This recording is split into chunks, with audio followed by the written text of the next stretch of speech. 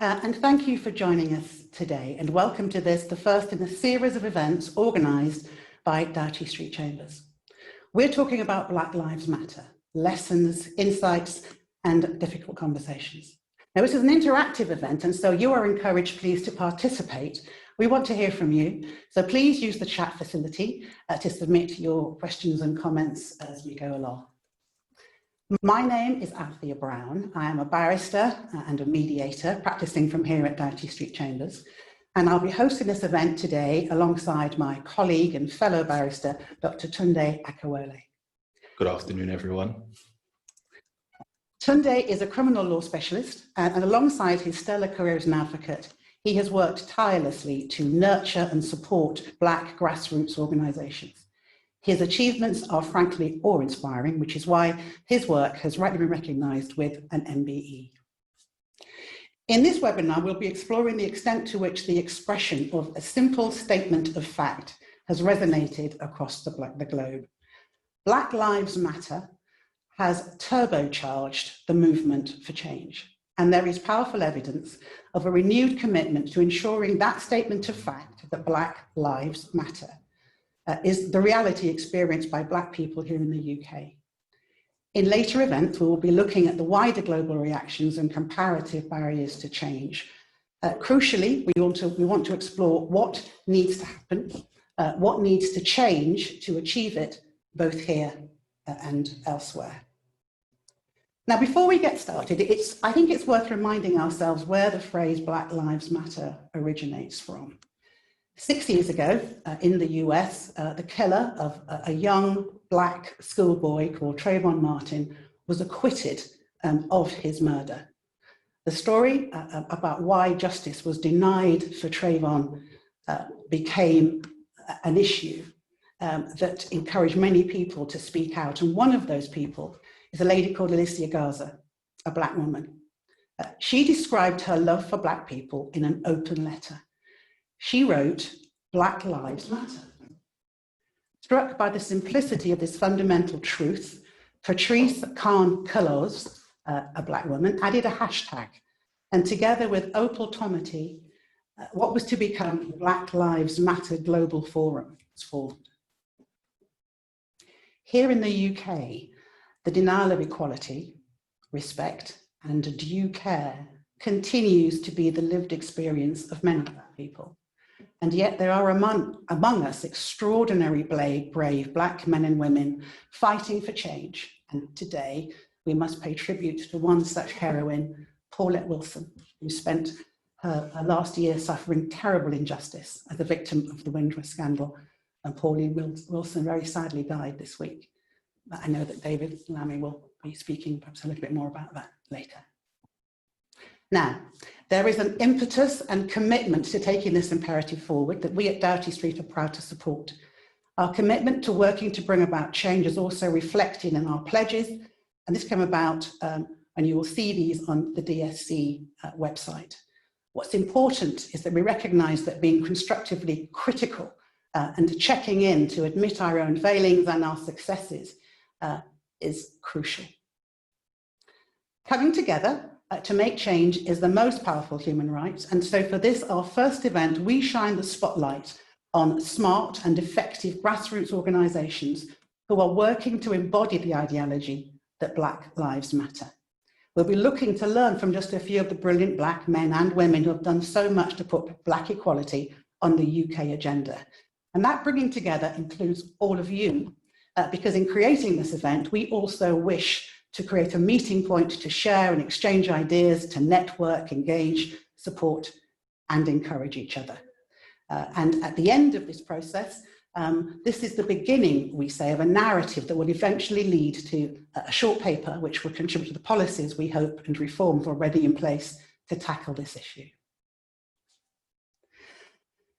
Right, well, let's begin. I'd like to introduce you to my fellow panellists and to thank them for joining this afternoon. Our first three guests will be talking about tried and tested methods used by grassroots organisations to build lasting positive change, but also about the hurdles they've experienced along the way and what, in reality, we need to make civil society more effective. Firstly, I'm very pleased to introduce Leela Thomas, founder, managing director and powerhouse behind Urgent Synergy, an award-winning early intervention mentoring charity that helps hundreds of young people between 10 to 18 years of age reach their full potential through outcome-focused mentoring programs, inspirational seminars, and work experience. Hello, Leela.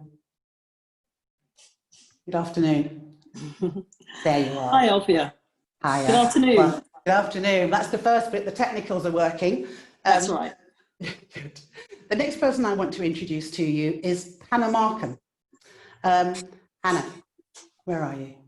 There you are. Hannah Markham is a remarkable campaigner activist in the area of secondary education, and she'll be talking to us about the work that she has been involved in to make a change, a remarkable project to call into account a school and expressions of racial bias by young Black people.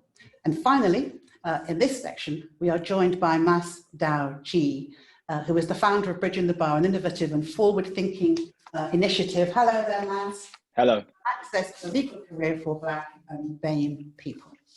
So that's the first three, but we are also blessed today to have two further guest panelists. First of all, I'm going to introduce you to David Dunkley Guymer. David? Oh. There he is. There he is. Fantastic. Hello, David. David is a professor of journalism at Cardiff University and a journalist himself, and we will be looking at ways to find effective ways, for grassroots organisations to engage with the media, to change the narrative and to gain and maintain traction. And finally, we are very pleased indeed to welcome David Lammy. Hello, David. Thank you so much for coming.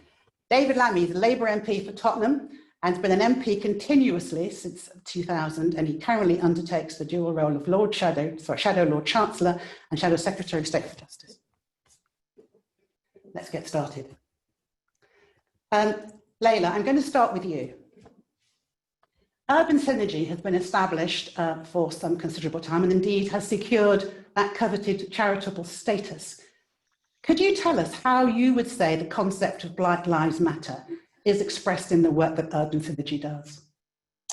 Yeah, with regards to Black Lives Matter and Urban Synergy, it's all about positive destinations. So one of the things we focus on with regards to positive destinations, it's the world of work, where the young people see themselves in the world of work. Many young people from their bedroom windows can see places like Canary Wharf in the city, but they don't see it as a positive destination. They think people who look like them don't work there. Parents even say, Black people don't work in those places. So what Urban Synergy is about is showing young people that just across that water is a place where they can actually go and work. And Urban Synergy is empowered by positive role models that work in different industries, science, technology, engineering, and law, helping young people to have those right skills, building their confidence and raising their aspirations to show that they can really work there. Why do you decide? Why working with young people from 10 to 18? Why that particular age range? Well, the areas where we work has got a high Black population. And when you look in the school, how they see themselves being represented, they don't see themselves in management. If you look at senior levels, that representation isn't there. I'm from a technology background. So for me, lack of female representation and Black representation. And what happens, how do young people choose which career path to go into? You've got to get in at an early age from primary school, because young people choose what careers they want to be from that age. It actually start forming from then. So the reason why we chose to go in at age 10 into primary schools is so that they can see, to broaden those career horizons. We meet a lot of young boys in the school that want to be footballers, but that's because that's what they see on the TV. And that's why it's essential that we go into primary schools so that young people can see, the barristers like Tunde and the pilots and the engineers and the scientists. And it's also important for the school, the teachers, to also see and the parents to see that we do exist in these places, and actually it's a normal thing, it's an achievable thing. We're relatable role models, and we make role models accessible to those young people from primary school age. It's essential. And we all know from primary school there's lots of reports on this, that transition point from primary to secondary school, young people, for some reason, they don't progress as well when they hit secondary school. So it's important that they have those goals and they are motivated to learn, because they can see where they can be in the future. I'm very interested in the idea from the material which the Synergy puts out, and there is this idea of outcome-focused interventions, outcome-focused, and I wanted to just ask you to explain, what does that mean? So outcome-focused is, from 2007, over 13 years ago, the charity's been running for a long time, and we have to be outcome-focused. So we like to see, the impact of our work. So straight away, like I was saying, it's about, young people getting experience of, being in Canary Wharf, being in the city, doing work shadowing, and getting tangible work experience opportunities, things that they can actually put on their CV. They might not know it now when they do those work experience opportunities, but many of the young people that are now in their 20s, older, they said now they've looked back at that work experience they did in Canary Wharf or they did in the law chambers as helped them to where they are today. Last couple of weeks ago, we had a young person that was in the Empower Future Leaders 2020 list, and he commented on Urban Synergy helping him because at the age of 15, he wanted to get work experience in law, get some insight into law, but he didn't know how to. He didn't have the connections to get that work experience. From there, we was able to connect up with role models in our network that was opening up a solicitor's practice. He met QCs, he did work experience as a corporate lawyer. He did a mini pupillage, and now he's working for one of the top law firms in the world as a solicitor. And this is echoed through many of the young people, we did research on the areas where we work within the Black community, whether they work in the public sector. Many parents work in the public sector. So we have to just reach out and share those opportunities to those young people so they can reach their full potential. The young people we work with now, they come back as role models. That, we had a young lady that was speaking on the news last week, championing our cause, and she's so proud to do it because she knows how important it was for her to have that support. And also, even her story, the work that we do is generational now. We've been going for such a long time. Her sister was part of Urban Synergy, and she, we've got a trusted network of helping those young people to take that next step. We can all benefit from having a mentor, right? Leila, you've been going a good while, and so you're a good person to ask. What piece of learning, the audience we have today, all sorts, but quite a few possibly grassroots organisations just starting out, just trying to find their feet. What piece of learning would you share to those who are looking to find a way to make a change around the issues of Black Lives Matter?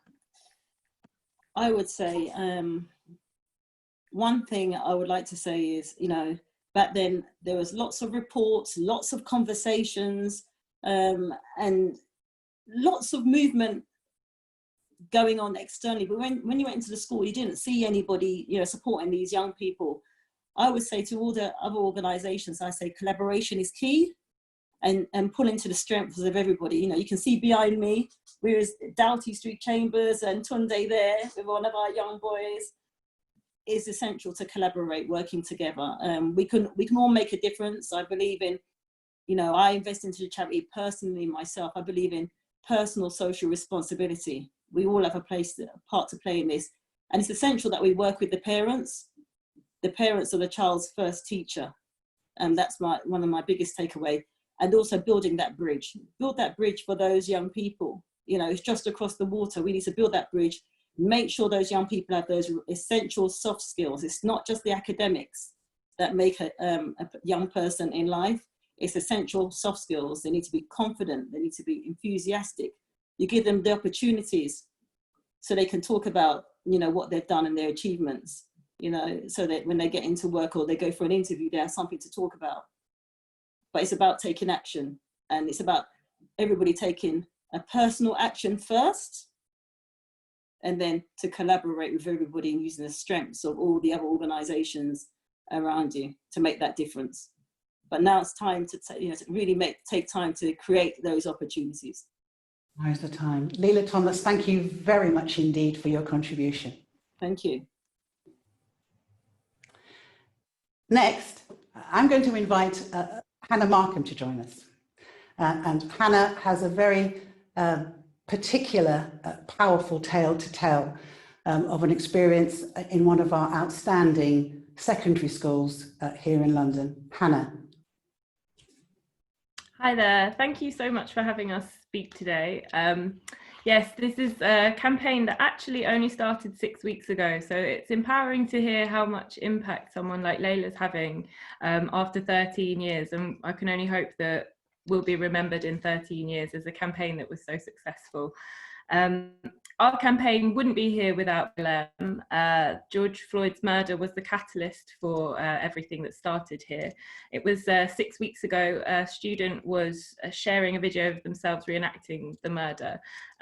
What really was disgusting though was the response from other students online that said, "We're not surprised this happened because there is a normalised culture of racism that exists at that school." What we did is we set up an anonymous platform for students to share those experiences of racial prejudice and discrimination, and they came flooding in hundreds, absolute hundreds. We had now, I think it's, we've provided an anonymous platform for over 250 individuals to share their stories. We are Graveney Stories of Racism. I'll share that with you in the chat now. We have an Instagram page that has over 2,000 followers that are all interested in hearing exactly what's been going on at this school for decades. It has been something that's gone back to the 90s when I was, a student there myself. I was also more recently a teaching assistant at the school there, and so my involvement does come from a place of safeguarding, having a knowledge of the experiences of these young students that I worked with at the school. But the stories that we've had come through, they've highlighted several key areas in which the school could be doing an awful lot more to safeguard the needs and the opportunities of its Black and brown students that seem to be identified as thuggish or misbehaving. The school is Graveney School in Southwest London. Sorry, just responding to someone there in the chat. So, we've got over 250 anonymous stories from people that are telling their stories of sexism, their stories of racism at the school. We've now got a campaign that is addressing the 8 key points that we would like the school to take action on. I'm not sure if now is an appropriate time to show that, if Richard would be able to, or would you rather wait, Althea? No, please carry on. Okay. So this video, this highlights the 8 demands we have for positive change. And each of them comes from masses of stories that all act as evidence in support of each of these campaign demands. So we found that students had been prevented from setting up Afro-Caribbean societies because they weren't inclusive. We found that there was this hierarchy of meritocracy in the streaming system, which places the most able students at the top, and off the back of it, it looks like an apartheid sort of segregated school system with a majority of white middle class students at the top. Sort of the most elite experiences for them reserved for that special group that make it into the extension bands. We also found that there was a huge ignorance of staff in terms of addressing the dress code or certain aspects of religious dress or cultural dress. The policies we found were totally over applied to our Black students. They were punished much more heavily for crimes that other white students were going unpunished for. A lot of our students are Black and Asian are being permanently excluded from the school. And basically this just normalized culture of racism that's extended now to the students that feel very comfortable using the N word or the P word as slurs to their friends, but also this negative effect it's had on so many students that are from a Black or Asian background that have had to compromise themselves in order to fit in.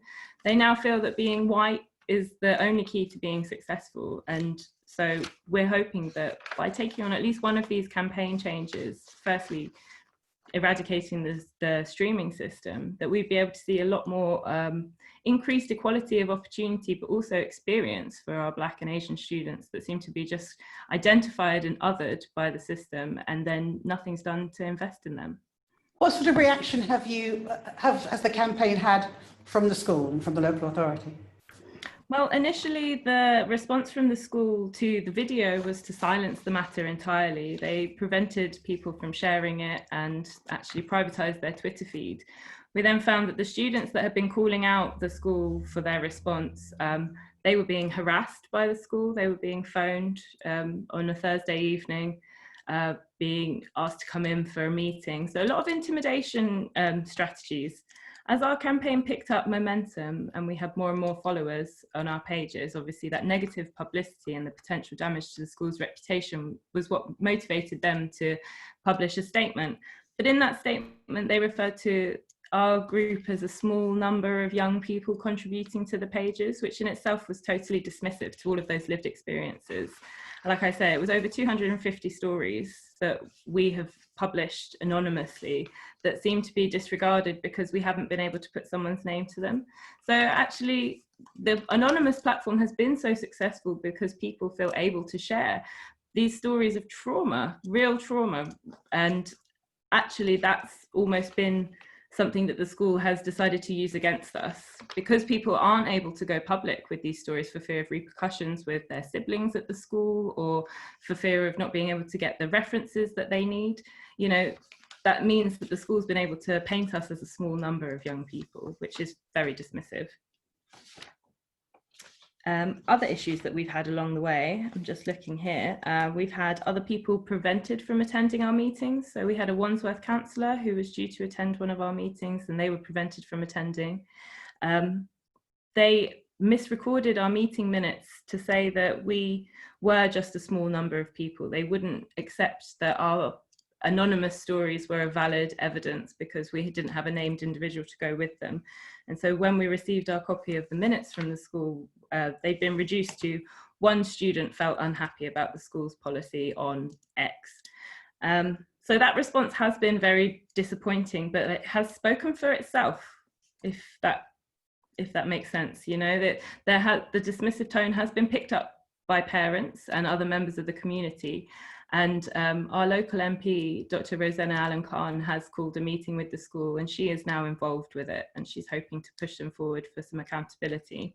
So it's been a mixed reaction.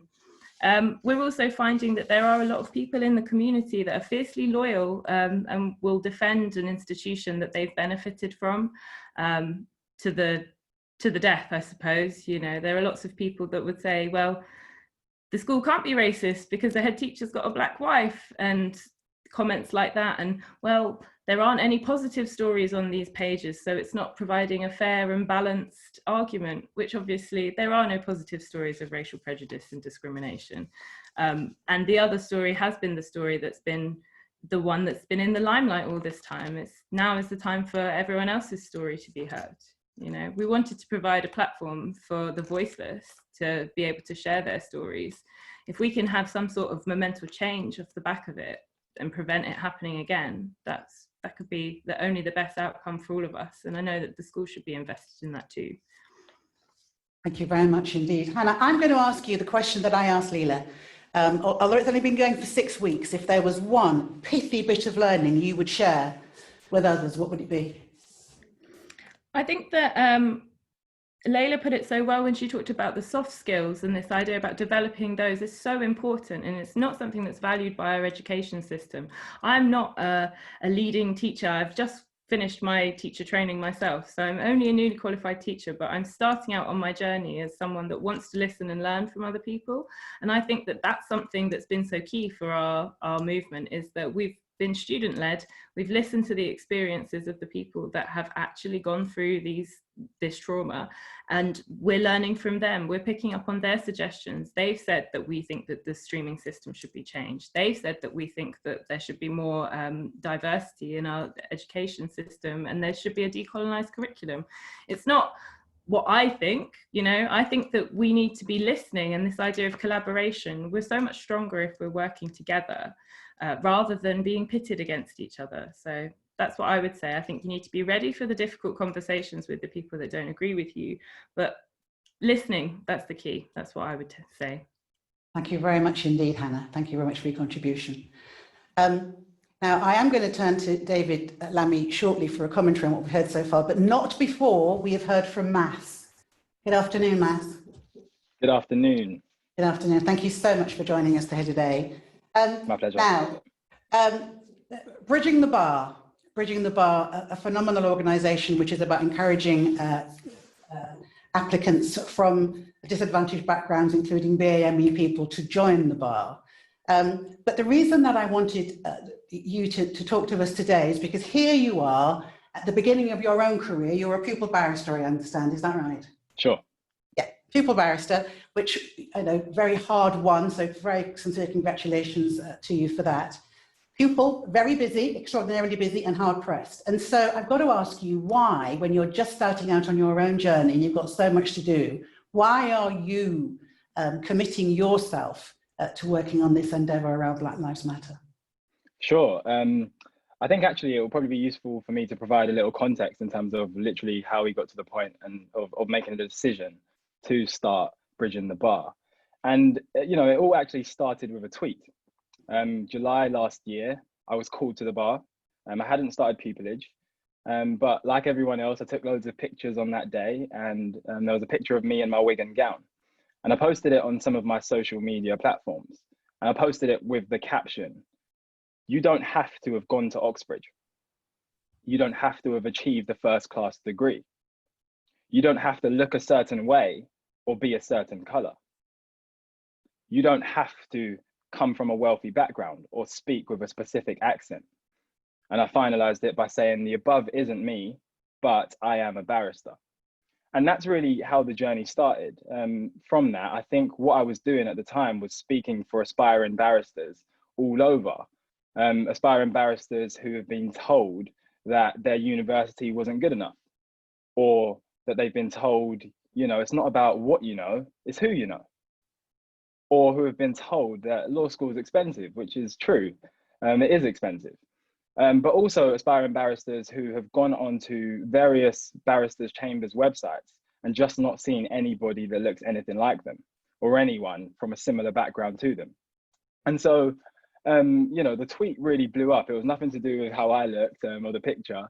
I think it was really about the caption. And from that, I started doing lots of public speaking on the topic of diversifying the legal profession and writing articles, etc. It was a few months later, I started pupillage. And then a couple of months after that, just 2 months in November, I received another tweet. And this time it wasn't mine. It was a lady named Professor Jo Delahunty, QC. And she'd tweeted me, and the tweet just said, "Here's a list of some of my legal stars." And, there was my name next to all of these highly accomplished individuals that I really looked up to. And I thought to myself, firstly, this lady's made a mistake. Maybe there's a typo, is there another masked out Jai at the bar? But of course, it's a very unique name, so that wasn't the case. And I sort of just came back to her and I said, "I really, appreciate you including me on that list. I'm humbled, but I don't think I deserve to be there, but thank you."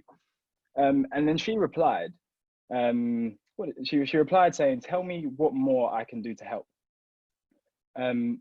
There is, we need to make changes happen, not just talk about how much they're needed."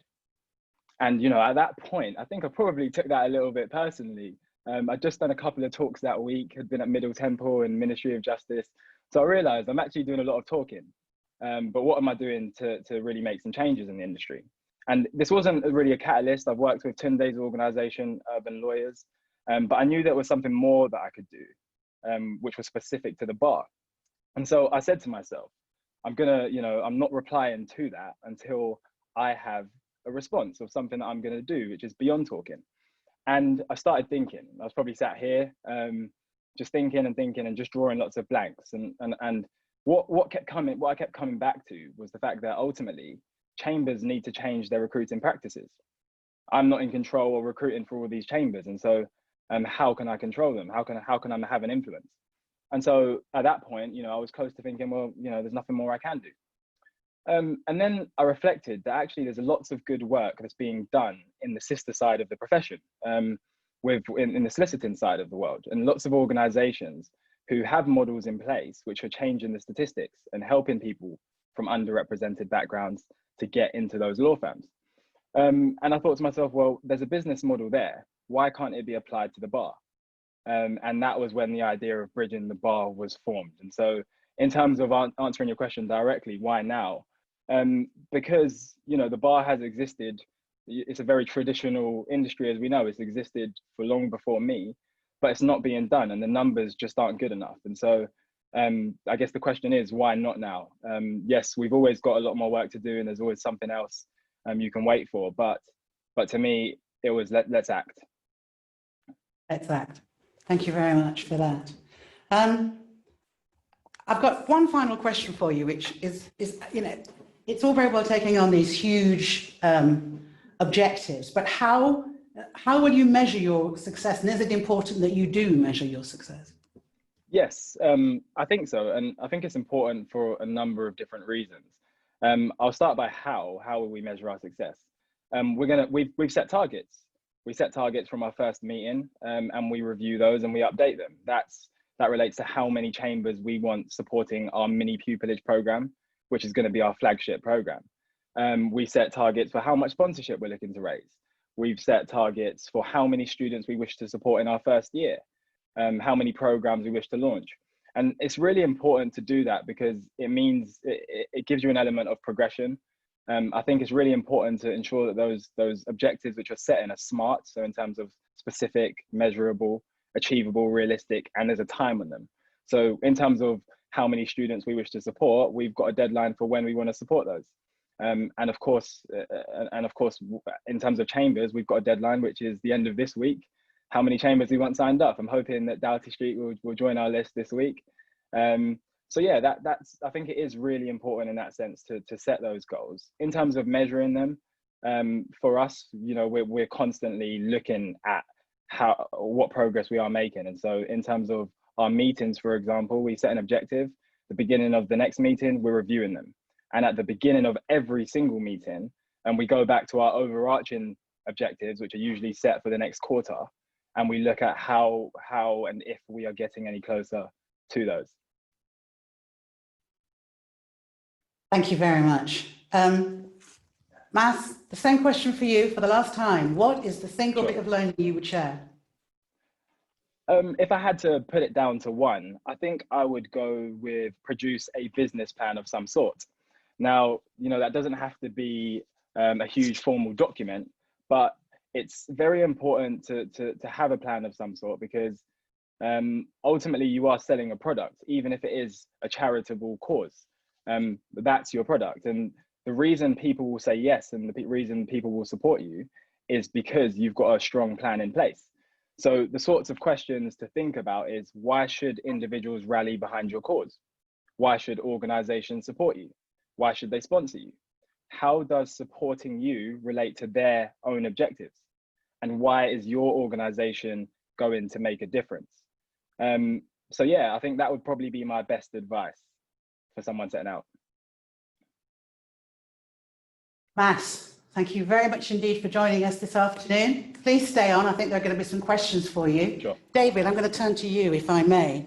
I mean, you have been made political, your political life has been at the heart of seeing grassroots organisations and supporting them. Can I just ask you, what do you think is the potential for grassroots organisations to make a difference around issues like Black Lives Matter?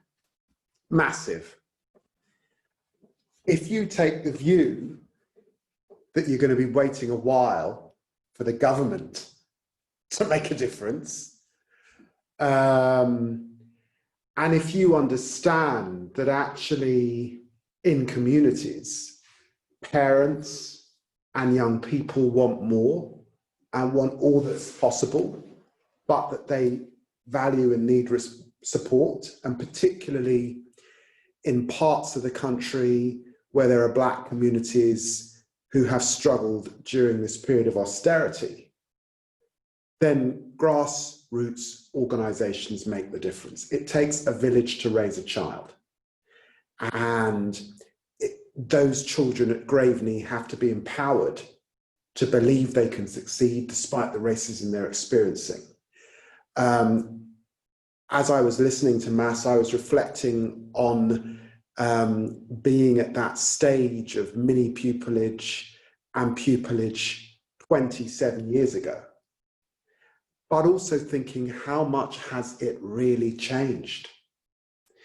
And so I'm in the business of hope, and I'm in the business of obviously wanting systemic change. And I don't think anyone is saying that grassroots organisations can get systemic change, but they can reach people on the ground. They can nurture and support, and therefore they are absolutely vital. Well, you won't get any argument from me on that. Thank you very much indeed for that, David. Now, we are going to, I'm going to now hand you over to my colleague, Tunde, who is going to lead on this next part of this webinar event. Tunde. Thank you. I won't be long, but I'll give you some information about some of the work that I've done myself, particularly in this area. Firstly, I'll give you some information about my background working with grassroots organisations. Secondly, I'll give you some information about the work I'm currently involved in. And finally, I'll share some takeaways. Now, in terms of my background, it started off with an organisation called the From Boyhood to Manhood Foundation. They were based in South London, and their organisation was focused on getting Black boys who were excluded from school back into mainstream education. Now, that organisation was pivotal for me because I didn't have enough money to study at the bar. And the agreement from the organisation was that rather than paying me a salary to work there, they would pay for law school if I committed to being a director for the charity for a number of years. I agreed, of course, and that's how I was able to pursue my career at the bar. And that's just one example of grassroots organisations doing things and enabling people from the community to be effective. That's something I'll come back to when I'm dealing with takeaways. As a result of my experience working with the From Boyhood to Manhood Foundation, I then realised that there was something that I could do once I qualified as a barrister. And like Mass, in the infancy of my career, I decided to create an organisation. And that organisation is called Urban Lawyers. Originally, it was just urban lawyer, myself, going around South and East London, talking to the community about how I became a lawyer and encouraging people to pursue a career in law, despite their backgrounds, but then also giving them key information about their legal rights. I realized very soon that it was quite exhausting and taxing trying to do it all by myself, and that for there to be sustainable change, that I needed to collaborate and work with a team. I then discovered, whilst looking for help, that there were lots of people that had the same experience as me and that wanted to help. And all they wanted was a mechanism or a vehicle for them to be able to contribute and do so. As a result of that, Urban Lawyers is now 10 years old. It's a registered charity and is operational in Sheffield, Birmingham, Manchester, and London. We've been fortunate enough to work with a number of barristers and solicitors. And in fact, Doughty Street has been very supportive of the organisation. We run a number of national conferences, and Chambers not only gives resources and money, but members of Chambers always are willing to give up their time and contribute. We're currently running, as a result of COVID-19, virtual sessions to ensure that people in the community still have access to soft skills training and to professionals to give them guidance during these difficult times. As a result of the George Floyd murder, a number of legal groups, including Urban Lawyers, have come together, namely Black Men in Law, Black Women in Law and the Law Collective to create a legal fund, one case at a time. The objective of this fund is to provide representation for matters of anti-Black racial injustice, as well as funding to look at research and strategic litigation. At this moment in time, the organisation is being supported by Clifford Chance. We're one of their clients. They've helped us register as a company and are helping us with our charity registration. They've also been active in terms of getting other organisations to support. Recently, the Bank of America have demonstrated a willingness to help us with the research that will be part of the work that the organisation will be doing. Now, summing up the takeaways from some of the things that I've been doing, at the heart of the work that I've been doing, the most important thing I've learned is collaboration. None of the things that I've been able to do or that I'm doing would have been able to happen without being able to collaborate and the help of others. And the reason why it's very important is that, firstly, collaboration inspires and encourages accountability. There are a number of people and organizations that I am now accountable to. That feeds into this idea of how do you measure impact? Well, if you are accountable, that automatically gives rise to measurable metrics, things that you're supposed to be doing.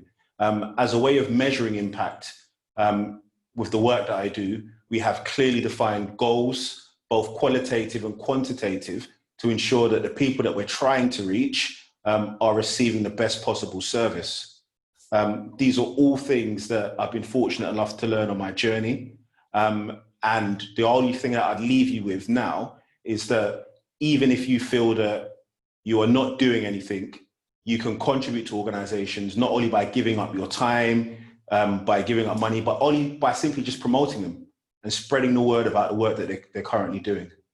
I'm now going to move on so that we can have a discussion more generally about the Black Lives Matter in the context of the media. And I'm going to invite Dr. David Lammy to join me, and I'm going to ask him a number of questions so that we can explore this topic in some detail. Hello there. Thank you, Tunde. Firstly, did I pronounce your name correctly? So my surname is Juma, and you probably know it as a former MP of a certain persuasion, Sam. So I am from Ghana.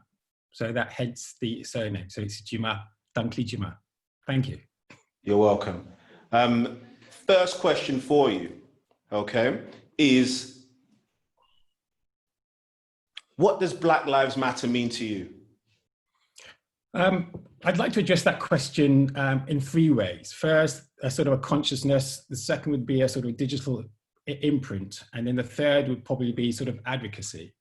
For me, Black Lives Matters, in terms of its consciousness, it may have been birthed in 2013, but it goes right way back. It encapsulates the ideas of Dr. King, the empowerment of the Black Panther movement, of James Baldwin that says you can't change everything you face, but you've got to face it to change it. Of Du Bois talking about double consciousness, of how the world sees you and how you see the world. So it sort of encapsulates a really deep consciousness, but there's a beauty in what it does, which is also, to some people, it's Achilles, because it doesn't purport to be about everything, but it does. There's a sort of double edge there. But in terms of its digital print as well, I don't think, in terms of its impact and what it's been able to achieve, it couldn't have done that without the net. In years gone by, around 91 to 94, I was a reporter based in South Africa, reporting from these townships in an apartheid era. I don't think without the net, or I'm basically saying if we had the net back then and could come up with such an eloquent meme as that is, things perhaps could have moved a little bit faster. So I think Black Lives Matters, that word that somehow just tripped out, Althea gave a background on how it sort of happened, is sort of encapsulated piquantly. And I have to be careful of how I might relate it to other memes, but it's an advertiser's dream word because of how and what it captures. But it also does something else. It also says, on the other hand, it acts as a repository on the web with a hashtag, so you can see all the injustices in the past that we might have forgotten as journalists, or they might have not been there. And at the same time, too, in the third part of this, I think it's the advocacy. The advocacy is that it allows you, it gives license whoever you are. I think one of the most instructive things the organizers did with this is to let it go. It's decentralized. Unlike the Panthers movement in the 60s, where it was written by the FBI that they didn't want any messiahs, and if they could cut the head of the messiah, that was the end of the organization. What Black Lives has done is just said, take the meme, take the movement, do what it as you please, but these are the representations that lay underneath. And then the rest is really up to you. So it's community, it's structural, it is for everyone. So that, to that extent, that's what Black Lives Matter means to me in that regard. You made a number of important points, and what I want to do is now focus on the role of the media. In particular, what role does the media play in your opinion? And secondly, how can the community contribute to the narrative that's currently being distributed by the media? Thank you very much, Tunde. Would you mind if I just shared my screen on a Please do, please do. Here.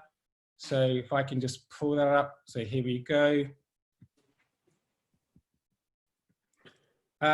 So this is an overarching view of what I might just say to your second question. And I might start off by, on the one hand, saying something, reiterating something David Lammy MP said on Question Time recently. Educate yourself about the writers who are out there, about the history that's out there, about, you know, educate yourself about those and what they're doing. And some of those are on screen. But I would also add to that, if you can educate yourself about how television works, and at the top here, I've got certain things like drama, celebrity, simplicity, cinematic, and power.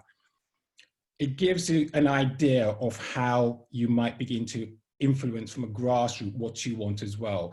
Interestingly, of all the subjects that we might be taught when we're young, when we're going through school, the sciences and the maths and etc., we're not taught about media until we probably want to become journalists around 18, 19, and then we finally find out that this box that lives in our room is both a brilliant piece of engineering, but at the same time, a really bad piece on how it represents the world. It tries to take a form and give you a representation that says, this is exactly what you should be thinking. It shapes your thinking.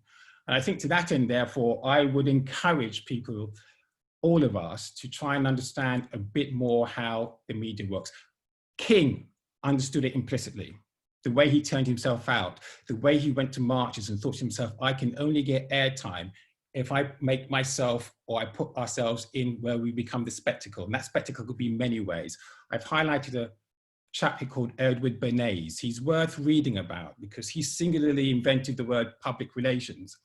And the back end of that was able to literally do so many things where the TV cameras would come to him. So in terms of what we're thinking about key ways of making the media work, I would say, the second thing I would say to that is to find, I put on the screen here, you can see Black and brown producers. Find those Black and brown producers, which I'll come to that in a minute, here they are here, who exist and will take your stories and work with you. You talked about collaboration. I will also add to that, it's about co-creation. Your stories, and I have them here, which is the story of my mum and my dad coming to the UK. On the right-hand side, my dad from Ghana in the 60s as part of after Nkrumah and our independence. We need to tell our stories. Unfortunately, we don't tell our stories as much as we should do. There's always this kind of sense that somehow it's my business. Why does anyone want to know? That's what my mum and dad would say. It's my business. Why do you want to know? But those stories, the more those stories are out there, the more those stories, and David Olusoga, we have to give him great dibs, doff our cap to him on that, and many others who are trying to tell our stories, and we need to give them that sense, those stories. And one of those I've just recently seen is by Malik, who tells his story on BBC about his sort of slave routes. And it's a wonderful illustration that gives you a good sense of where he's from. And if I go back to the idea of telling our stories, why does it matter? It matters because Black people have been in Britain since the Tudor times, the 1600s and the worst. And the more those narratives come out and we can backdate them, the more we pierce this lie that's continually perpetrated about how long Black people have been in the sort of UK. So the second question there works to that. I'll come to the third question about, you said grassroots.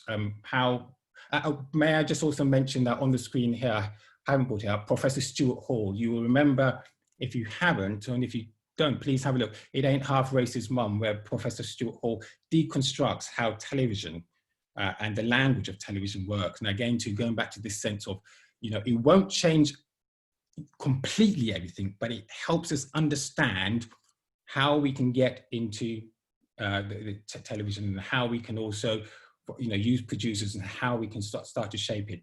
Now, your third question, if you just reiterate that for me again, so I can refocus, was how do we go forward? Was that it? I haven't asked it yet. I haven't asked it yet, but looking at the time, yes. How do we go forward?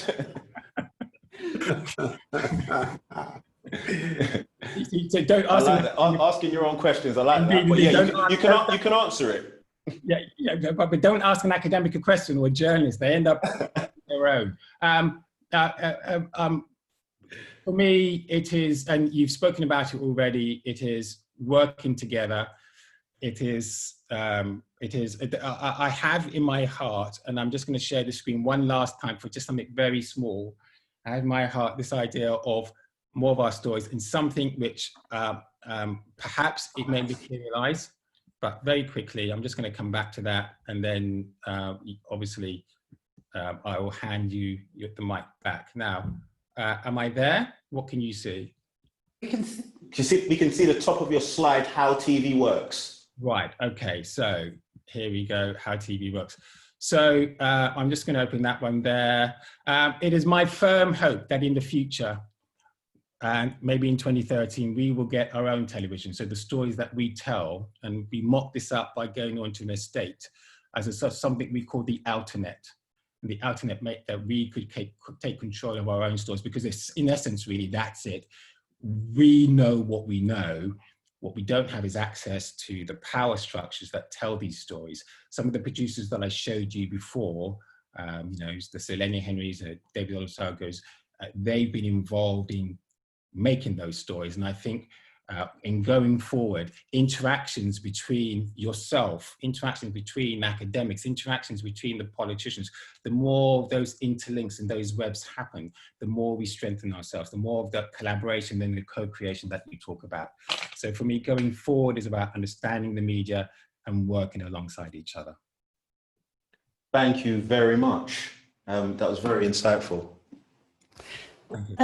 Thank you very much indeed, David.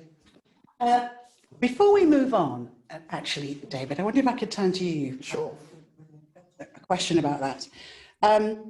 That was really compelling about how media operates. But I wanted to go back, if I may, to a comment that you made where you talked about the grassroots organisations not being able to bring about systemic change. And I'm sure that you will be aware that the outgoing chair of the Human Rights Commission, David Isaac, this week, as he was leaving, basically said that yet again the government was attempting to kick the can down the road by claiming to prioritise combating racism, but in fact, talking about new reviews. And as David Isaac says, he says, we know what to do. The government needs to be led by example. Setting up more inquiries and commissions looks to me as finding ways to avoid taking action, is my observation about that. What do you think about the need for further commissions? I mean, without that, we won't get systemic change. It's important to understand the history. If we were having this conversation 20 years ago, as a result of deep racism in this country and the first Race Relations Act, we got the Commission for Racial Equality. A Labour government abolished that Commission for Racial Equality and gave us the Equality and Human Rights Commission. The Equalities and Human Rights Commission has had its budget cut from just under 100 million to 17 million, staff of over 400 odd to 100. It hasn't got currently a black commissioner sitting on it. So, of course, governments get to kick things down the can with commissions and inquiries and reviews. But the question is, who is oversighting implementing those recommendations? And the answer is really no one. And so the state of race architecture in the UK, particularly in comparison to the United States, where there's the NAACP and a whole host of organizations, or let's take LGBTQ issues in community, where there is that fantastic organization Stonewall. The state of the architecture in Britain is dire at this point in time. So I delight in Black Lives Matter being a catalyst for change, and I'm absolutely behind all those grassroots organizations. But in the absence of government and a big beast of a national organization that takes this issue seriously, you can understand we're in a very problematic place. That well, telling it like it is, I think this, David, is where we are. Thank you very much for your responses. I'm now going to hand you over to Tunde, who's got some further questions for you. Yes. So first question for you is this. Given the different demographics and the opinion gap between the capital and the rest of the UK, do you think that your London seat gives you an unrepresented view of the best way to conduct a truly national conversation about ending racism and bringing the country together? Well, the first thing to say is, in the end, when you're a member of parliament, you are a national politician. In the last general election a few months ago, I spent some time in Tottenham, but because I'm a key campaigner for the Labour Party, I spent lots of time in the East Midlands, in Yorkshire, in the Northeast, in the Northwest, in seats that we lost. And after 20 years in politics, I've got a good sense of this country, north to south. So I would say that I do see it as my job to, yes, speak up for my constituents in Tottenham, but to forge alliances with folk way beyond Tottenham for whom what I say appeals. Yes, of course, that will be black communities, black and brown communities in different parts of the country. It's definitely progressive communities in different parts of the country. But we ought to be really careful here, because I'm also in the business of wanting to see the lot of working people, working class people, poorer people, whatever the colour of their skin, made better. And there is quite a lot in the system, and some of my political opponents who do quite a lot to stir the pot, to create division based on colour lines amongst working class communities. And first and foremost, I'm a Labour politician because I care as much about poverty in Scunthorpe or Sunderland as I do about poverty in Southwark. Following on from that, now in your 20 years, are you able to identify any policy that has actively sought to enhance and improve the life of the Black community? Well, look, in recent times, I am pleased to have got an inquiry and a response to the Grenfell Tower disaster, in which I lost a friend, and in which you might remember in the first few hours, the government were describing it as a tragedy and not a preventable fire that required an inquiry. I fought very hard to get the response that was required to the Windrush scandal, and I think the compensation scheme, the apology was important. It does not go nearly as far as it is required. The Wendy Williams's review also was important, and I played a significant part in that. Going back in time, when I was Culture Minister under Tony Blair, I helped the country commemorate the abolition of the slave trade, which I think was an important moment, not where I want us to be, but an important moment. Nationally, it started a conversation, actually in a city like Bristol, that we've seen come to fruition more recently. And actually, I got that into the curriculum, which very sadly Michael Gove took out when he became Education Secretary. And then there are other areas like diabetes. When I was Health Minister, that I got a proper action plan. That is an illness that affects a lot of minority people in this country.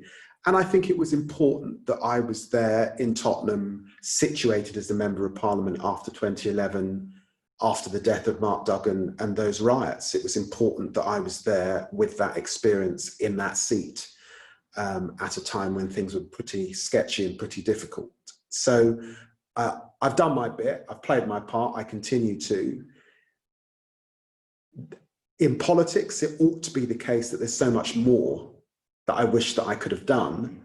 And, you know, I don't think I've ever been on the Labour benches with more than 2 black colleagues, male colleagues alongside me in this journey. There is a serious deficit of black men in British politics, and that sometimes makes it difficult. Do you think that having more black men in British politics will change things? Having black men at the top of nearly every sector of British life would make a big difference. And clearly, the black male experience is a massive component of the Black Lives Matter story, so it matters to me. Just going to follow up on that, and I'm sorry to interrupt you, but it was a very good point that you made about the black male experience. Now, the black male experience is something that can be very different depending on, you know, where you're brought up, where you're born, how you're educated, and in some instances, the black male experience can actually change. So, for example, if you start off from working class beginnings, but then are fortunate enough to, you know, mobilize yourself in terms of societal statuses, your view and outlook may change. Do you think it will actually make a difference, bearing in mind that the people that may be at the top making the decisions may have a black experience that's far removed from the grassroots? Well, the point is this. There are 650 members of Parliament, just about. There are many, many white men in Parliament. And across those white men in Parliament, there are a myriad of experiences. There is not even close to anything like that many black men, or proportion to the country. And of course, that means that there is not all of the experiences. That is self-evident. That is the same at the bar. That is the same at the head of a FTSE 100. That is the same in education in our country. And of course, there is a diversity of experience and breadth that runs into the millions. We all know about the stereotypes and the simplicity of what that black male experience is. So it seems to me that your question is obvious and self-evident, and I agree with it. But we're a long way from even 5% of the experience in the House of Commons. So those of us who do have a representative burden, if you like, have to try and do our best to reflect the breadth of that experience. Final question before I allow Althea to ask some. Talking about the black experience, and particularly in the context of civil disobedience, because I'm very familiar with the work that you did in respect of the Tottenham riots, and certainly I was one of the advisors when you were giving evidence during the fact-finding actions for the Citizens' Inquiry. Do you think that civil disobedience will work in 2020 and the years going forward? And is it something that will take the Black Lives Matter movement forward? I make a distinction between peaceful protests, civil disobedience, and riot. And therefore, one has to do the stuff to educate yourself on Gandhi, on Emmeline Pankhurst, on Martin Luther King, on Malcolm X, on a whole range of figures that have been on that spectrum. I don't support chaos. I don't support burning and looting poor parts of this country. And that would be, if you did that, Tottenham would be in that. I do support using your power to make your voice heard. And I do support the allies that you're required. In the end, in terms of race, Black people are 3% of this country. And so if you're 3% of the country, the truth is the majority can sometimes not see, not know, not care, not hear. So you need allies along that journey. And those allies are not going to look like you. And I always say to white friends, if you're an ally, it's a verb, it means doing, it's being active, not just passive. And it seems to me you're likely to get more allies if you're in the place of peaceful protests, or yes, civil disobedience, which I have supported, but be careful not to stray into violence, where you will find a lot of people step back and say, this isn't for me. Now, final point, and I will hand over, and it's just following on from that. But don't you think that it was the combination of all three that has led to the cultural shift that we're now in, where organizations are now saying that we need to do more, we need to be very vocal about anti-Black racism. People are pledging money towards these causes. Do you not think that that's been the cumulative effect of all three operating together rather than necessarily peaceful protest and civil disobedience? I'm afraid, Tunde, I think that's simplistic, so I don't agree with that. What I would say is this, to just sort of break it down, if you're challenging me on Black Lives Matter and what Black Lives Matter is. Yeah. Let me be absolutely clear. People think that Black Lives Matter is about Black people. Black Lives Matter, to an extent, is about Black power. And we heard from David Gima earlier that this goes back a long way before Black Lives Matter. But if the world is listening, let's be clear. Black pain and the death of George Floyd has been going on for centuries.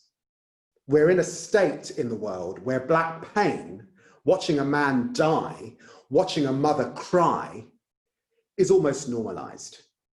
It's almost mawkish. It's a gaze that's very familiar. It didn't happen just a few weeks ago. It's been happening all of my life and a long time before that, and my grandmother's, and before that. Black pain is normalized. That's what's so sick and so sad. This story is not about Blackness. This story, my friend, is about whiteness. It's about why, despite all the books we've written, all the plays we've written, all the poetry, all the music, all the art, over decades and decades and decades, there are still so many people out there that willfully will not hear. So whilst I delight in what we do for ourselves and the fact that it always takes a village and that we are still here, despite colonialism, despite my ancestors being enslaved, this changes when white majority communities decide they really want to hear. And not just hear, but act. What makes the difference?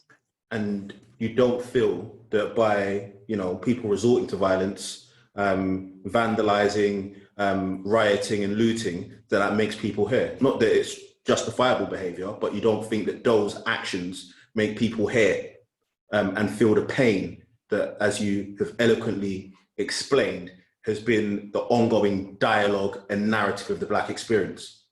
I'm a Democrat, or I wouldn't be a politician.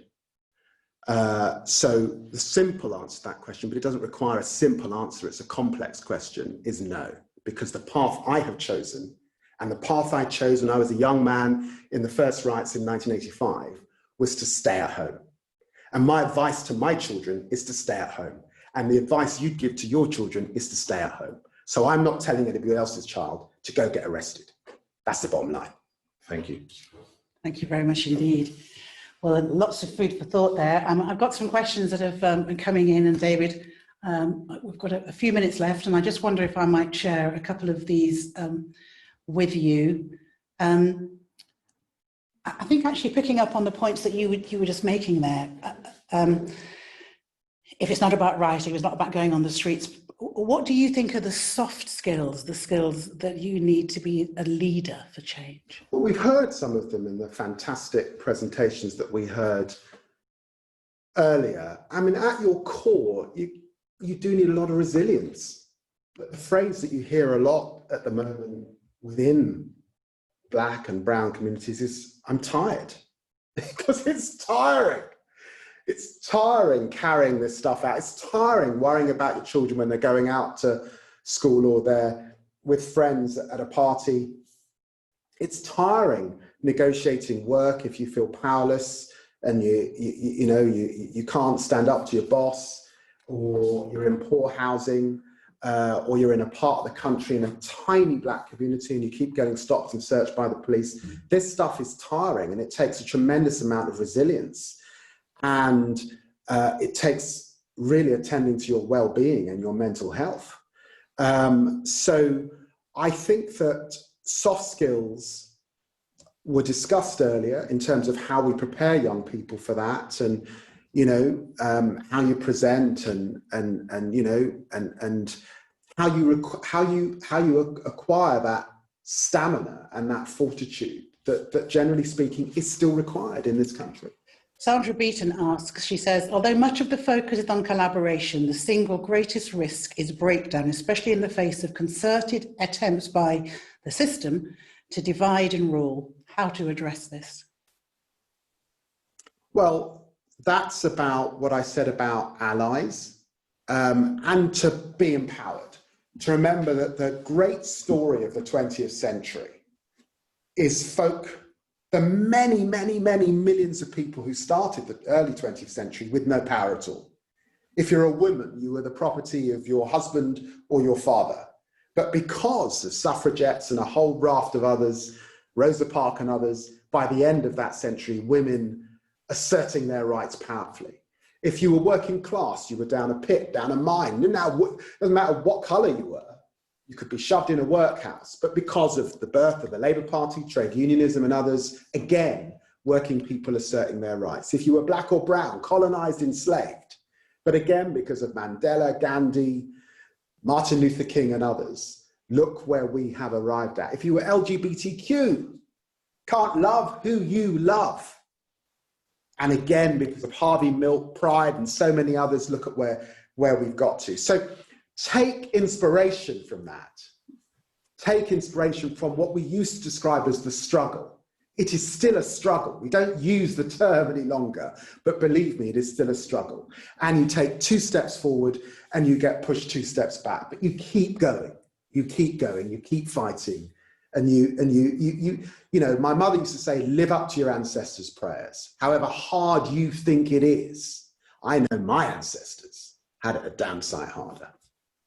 David, before we close, I know that you worked with Paulette Wilson, I believe, and you knew her.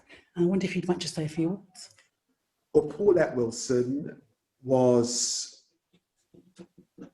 a wonderful Black woman who came to this country age 10, part of the Windrush, who settled in the Black community in Wolverhampton, who was denied her rights, stripped of what was due to her, who was detained by the state and forced to prove her right to be in this country as a Windrush citizen, and who I had the pleasure of standing with, her and Anthony Bryant, who was featured recently in the drama on the BBC that brought Windrush to life.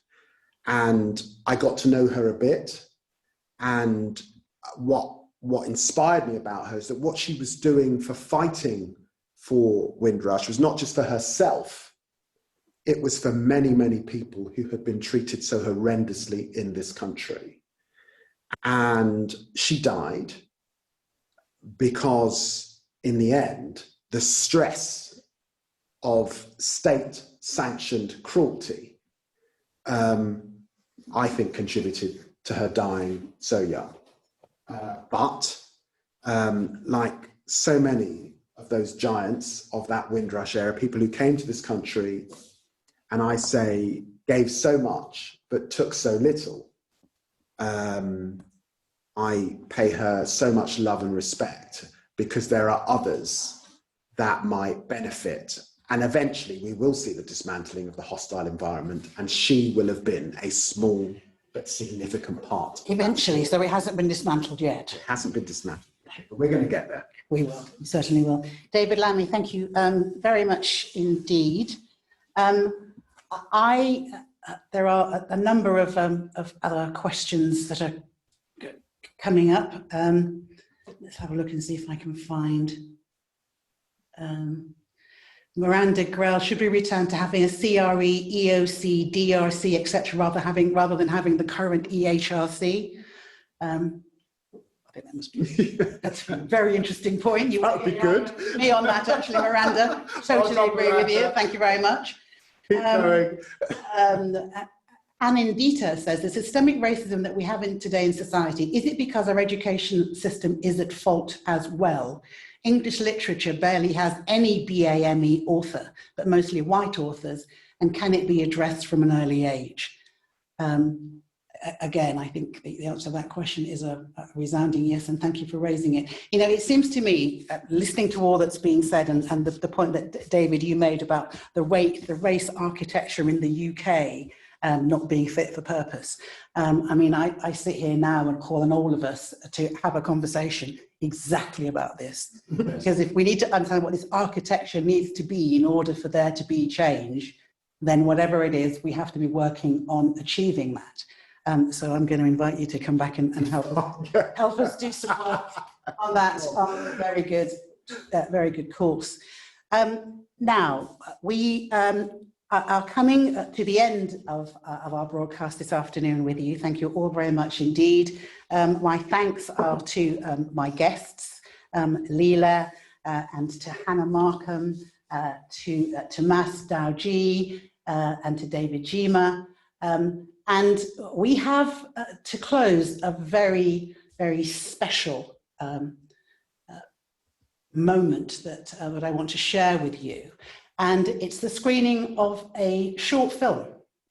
It's a world premiere of this film. And I have to say to you now, it is a powerful and compelling, and perhaps for many will be difficult watch. It's a film that was created by a black actor, Clark Peters. He was recently seen in a movie called The Bloods, directed by Spike Lee. And it is created in response to the death of George Floyd.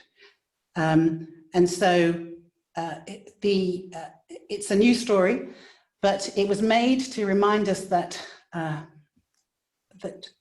George Floyd's murder was the slow and deliberate extinction of a human life. And it was inspired by a conversation that Clark had with Nick Kent and the actor Robin Soames. And it consists of a number of contributions made by actors in the film.